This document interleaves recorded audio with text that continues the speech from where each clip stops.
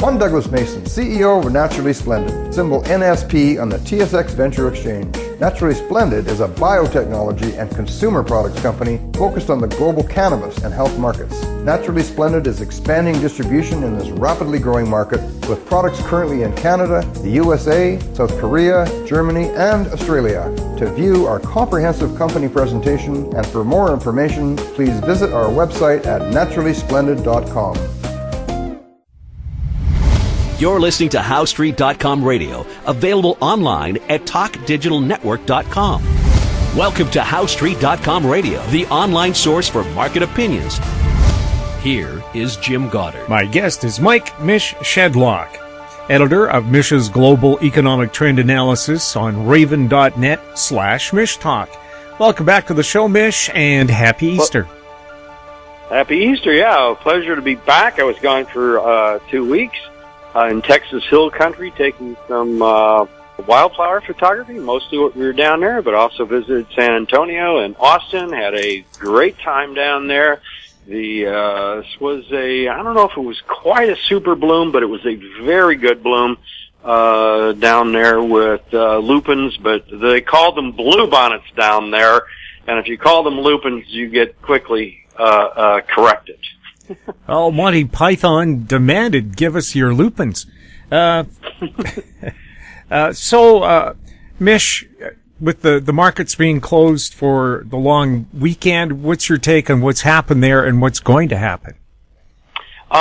Interesting thing in the bond market, both on Tuesday and again today. On Tuesday, we had a poor and worse than expected, so, also from that standpoint, industrial production report, and bond yields rose.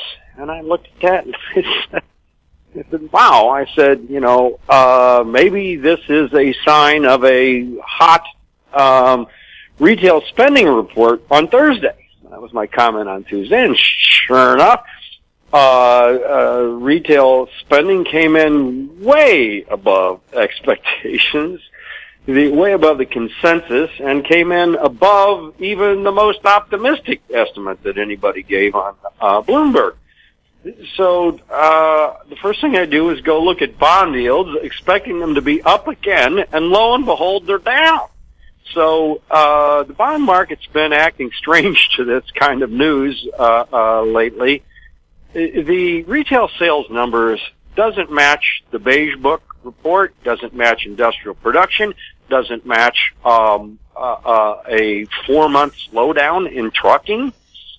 So one wonders if this is going to be heavily revised, or but another way to look at it is the retail spending just caught up, actually, with the slowdown in December and February.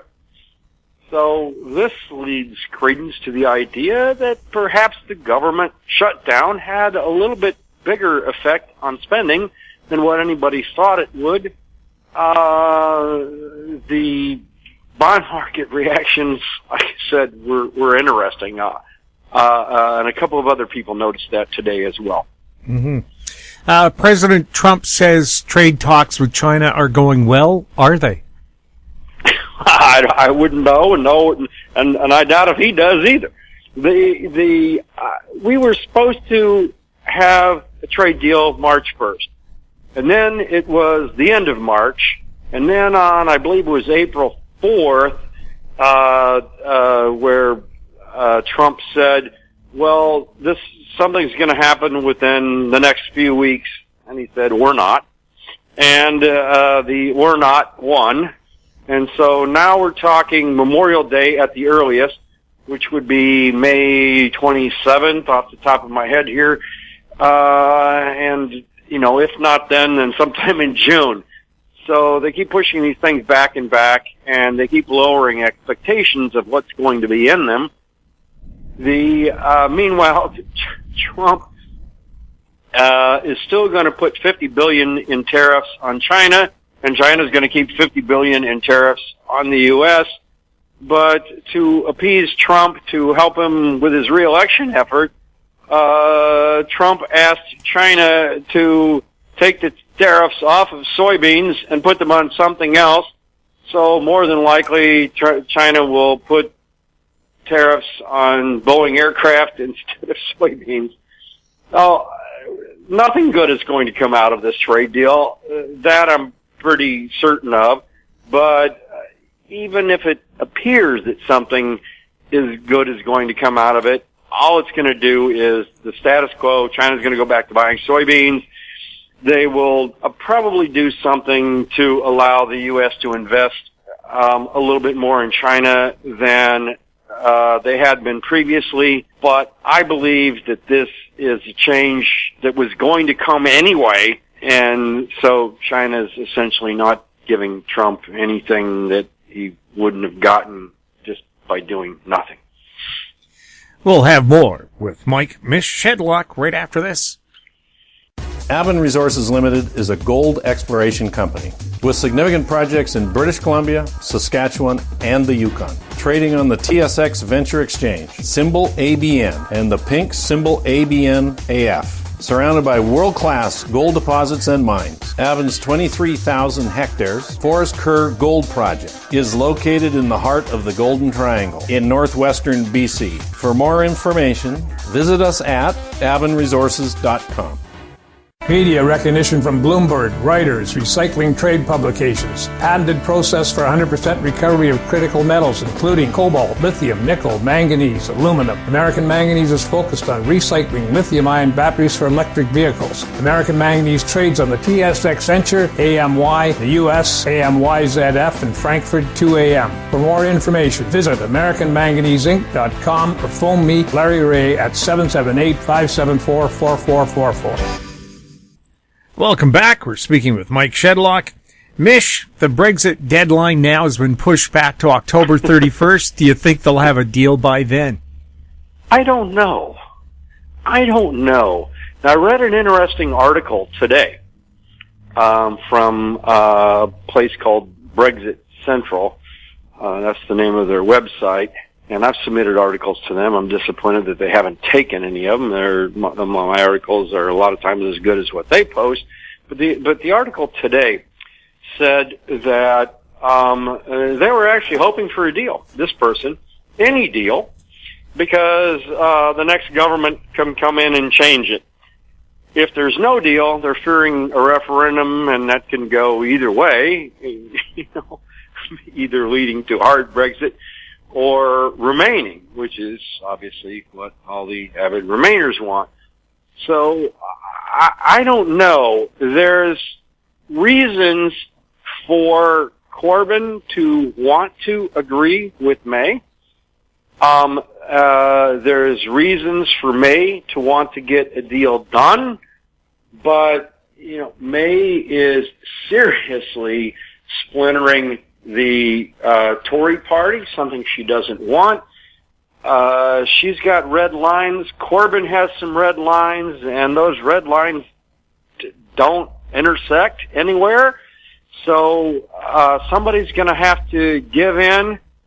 The article that I read on Brexit Central said, well, just agree to something, anything, get rid of Theresa May, and then renegotiate the deal. I don't know if it's all that simple. And if they don't agree on something, I don't think there will be another referendum.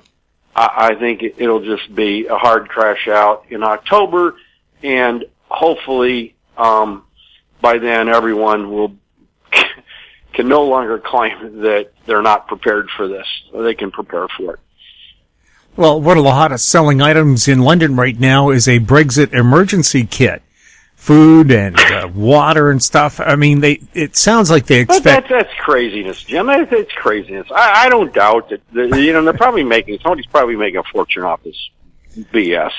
The idea that, that there's not going to be food, medicine, or water, I'm sorry. It's ridiculous. We'll have more with Mish Shedlock right after this. Cypress Development Corp's flagship lithium project is located just east of Albemarle's Silver Peak mine in the heart of Clayton Valley, Nevada. A 12-hole exploration drill program for lithium-enriched claystone on Cypress's 100% controlled properties is now underway. Cypress Development Corp trades on the TSX Venture Exchange, symbol CYP, the Pink's CYDVF, and on Frankfurt's C1Z1. For more information, please visit our website, cypressdevelopmentcorp.com. Don't miss out. Stay informed. Receive the HowStreet.com weekly recap with thought-provoking podcasts, radio, and articles delivered to your inbox. Sign up for the HowStreet.com weekly recap on our homepage at HowStreet.com. Welcome back. We're speaking with Mike Shedlock. Mish, is there a danger that Canada will not ratify the new NAFTA agreement? Yes, absolutely. And there's also a danger that Congress won't ratify. U.S. Congress won't ratify the thing. Canada is making more noise over Boeing, and that's going to irritate Trump. I expect the world is going to follow Canada, so Trump will blame Canada for all of this.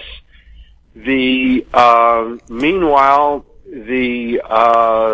Canada has also said, well, you know what, Trump needs to kill some of these tariffs on steel, or maybe we don't sign it.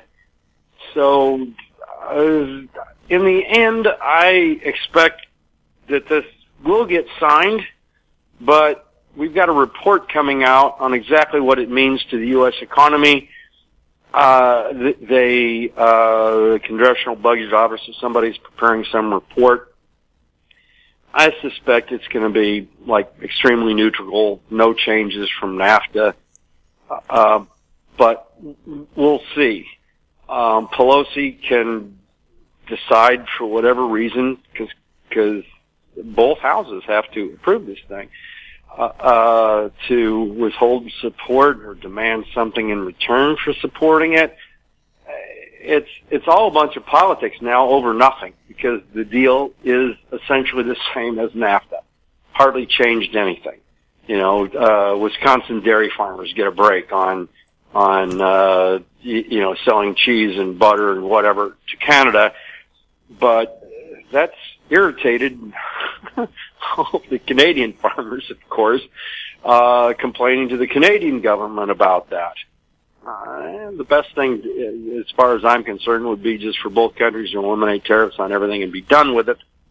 But instead, we're probably going to have, I don't know how many pages are in this thing, hundreds of pages of ridiculous items instead of just removing tariffs, which is what needs to be done. Yeah, it's amazing how, in terms of general population, a handful of farmers can hold both their nations hostage. Oh, speaking of that, Jim,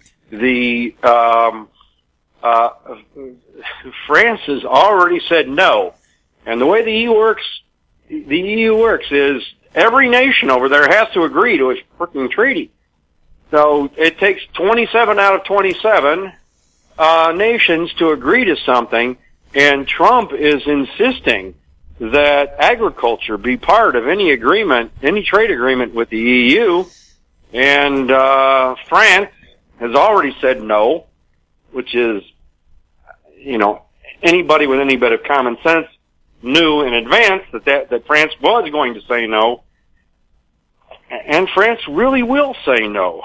Now, Trump likes to, bolster these deals and bully everybody, and then they give in a little bit, and then there's a deal.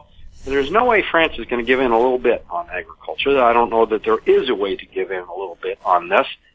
So I suspect this is going to piss off Trump very much, and I think we're at risk of a major transatlantic trade war.